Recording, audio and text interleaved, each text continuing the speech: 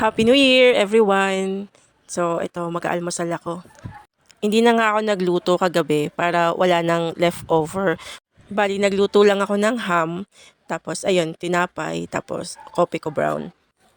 Alam ko guys, hindi healthy yung 3-in-1, especially sa mga gusto magpapayat. Pero sa ngayon kasi, yun ang parang gusto kong inumin. Nag-iisip pa ako kung ano yung iinumin ko tuwing almusal kasi nahihirapan talaga ako uminom kapag purong coffee lang kasi medyo mapait kasi siya. Kanina pala nagtimbang ako. Ang timbang ko is 80 kilos. So bumalik na naman ako doon sa 80 kilos. Siguro kasi nga nung mga nakaraan hindi ako nagbibilang ulit or hindi ako nakakaldef.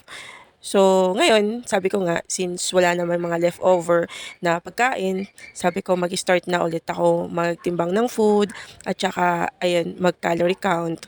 So, for 2016, ang gusto ko talaga gawin yung best ko para maging consistent sa pagkakaldef at saka sa pag-workout.